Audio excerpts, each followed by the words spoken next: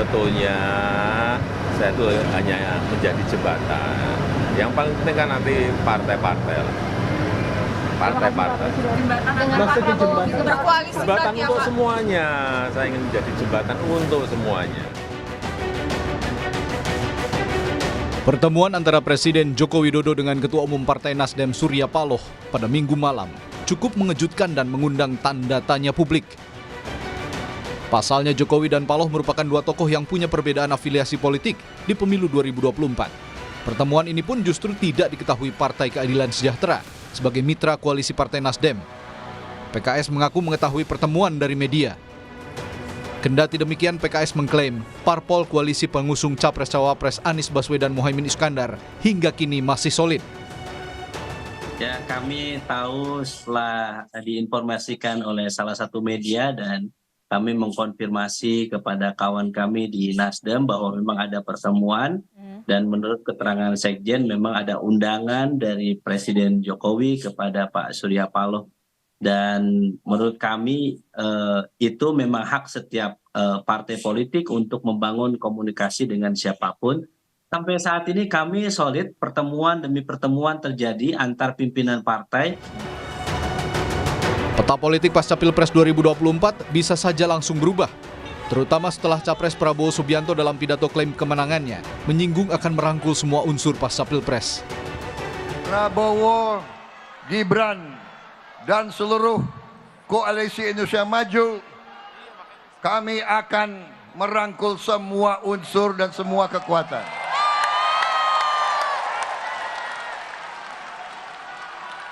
Kami akan menjadi presiden, wakil presiden, dan pemerintah untuk seluruh rakyat Indonesia. Keinginan Prabowo seperti bertepuk sebelah tangan. PDI Perjuangan justru seperti mulai ancang-ancang mengambil peran oposisi setelah pemilu 2024. Ya, dari periode kedua Pak Jokowi ketika kekuasaan terlalu terpusat, itu kan muncul suatu kemampuan untuk melakukan manipulasi. Sehingga kekuasaan dan kritik dalam konteks policy, dalam konteks implementasinya memang memerlukan suatu check and balances. Ketika PDI Perjuangan berada di luar pemerintahan tahun 2004-2009, kami banyak diapresiasi karena kontribusi terhadap peningkatan kualitas demokrasi itu sendiri. Bahkan satu dikatakan berada di luar pemerintahan itu merupakan suatu tugas yang patriotik. Bagi apa? Pembelaan terhadap kepentingan rakyat itu sendiri. Konstelasi politik pasca pemilu menarik untuk terus ditunggu, terutama dinamika partai politik yang akan mengambil peran berada di dalam atau di luar sebagai penyeimbang kekuasaan. Tim Liputan, Kompas TV. Saudara, Presiden Jokowi mengatakan pertemuan dirinya dengan Ketua Umum Partai Nasdem, Surya Paloh, sebagai jembatan untuk semua pihak. Lalu, siapa saja pihak-pihak yang dimaksudkan oleh Presiden Jokowi? Kami akan membahas hal ini, memperbincangkannya bersama dengan analis komunikasi politik dari Universitas Paramadina, ada Hoirul Umam. Mas Umam, selamat sore. Assalamualaikum, terima kasih sudah bergabung di Rumah Pemilu. Langsung saja, Mas Umam. Jadi Nasdem menjadi parpol pertama di luar pengusung Prabowo Gibran yang bertemu Jokowi pasca Pilpres. Yang Anda baca, Mas Umam, dari pertemuan ini? Ya, Mas Rinandi, pertama bahwa pertemuan ini sebenarnya kemudian mempertegas bahwa apa yang pernah disampaikan oleh Pak Anies, Capres nomor urut 1, bahwa banyak pihak yang tidak tahan untuk beroposisi tampaknya mulai terbukti. Bahkan genap seminggu setelah pemilihan terjadi, proses negosiasi kemudian terjadi dan kompromi politik juga semakin intens dilakukan. Nah, tetapi kemudian di saat yang sama, memang situasi ini betul-betul berada dalam satu format simbiosis mutualisme. Karena hasil dari Pilpres di 2024 ini praktis hampir tidak ada kotel efek yang dinikmati oleh partai politik pengusung dari Capres. Kalau misalnya kita cermati hasil dari elektabilitas Partai Gerindra, praktis per hasil quick count hari ini adalah sekitar 13%. Dan angka 13% itu berada di peringkat ketiga, yang artinya Presiden nanti di dalam pemerintahan baru sangat-sangat membutuhkan sebuah kekuatan backup politik dalam upaya untuk meningkatkan atau menjaga stabilitas politik dan pemerintahan. Kalau misal tidak ada backup politik yang memadai, maka kemudian hal itu akan mendapatkan sebuah fenomena turbulensi yang seringkali membuat presiden baru menjadi kerepotan. Nah, maka di saat yang sama proses membuka ruang komunikasi, negosiasi, termasuk kompromi politik dilakukan. Meskipun dengan catatan. Catatan yang paling utama adalah bahwa kalau misal kemudian narasi membuka ruang ini kemudian di follow up dengan konteks kompromi kepentingan, maka di saat yang sama halnya bahwa langkah ini adalah sebuah bentuk pengkhianatan terhadap agenda kepentingan yang kemarin dinyatakan dengan secara lantang, terbuka, sangat kritis, menyuarakan misalnya narasi perubahan, kritik terhadap kekuasaan, kekuasaan dianggap tidak etis, tidak bermoral, tapi begitu kemudian masuk dalam ruang konteks politik praktis, seolah semua argumen itu sirna. Lalu kemudian di mana letak etika dan moralnya? Saya pikir itu yang kemudian menjadi momentum di mana kemudian per hari ini tampaknya sudah mulai banyak sekali informasi-informasi di sekitar koalisi perubahan yang tampaknya mereka sendiri sudah mulai agak khawatir dengan fragmentasi, dengan potensi perpecahan, bahkan sebelum KPU mengetuk siapa yang menang, bahkan dan termasuk dalam konteks ini tentu ini akan melemahkan spirit dari karakter oposisi yang akan dibangun di luar pemerintahan.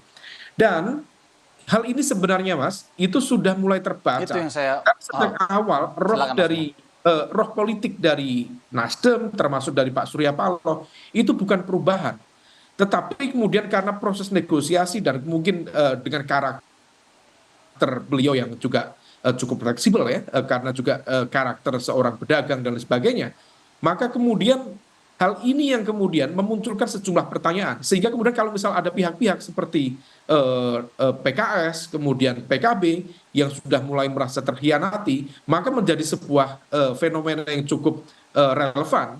Karena memang betul tadi kalau disampaikan Mas Pipin dari PKB atau Kiai Cucun dari PKS tadi ya, kemudian Kiai Cucun dari PKB, bahwa pertemuan itu tidak atas koordinasi dengan partai-partai di internal koalisi perubahan, maka sebenarnya ada pihak yang mencoba untuk menista, dan itu berpotensi kemudian melemahkan komitmen perubahan yang selama ini diperjuangkan secara intens di pemilu.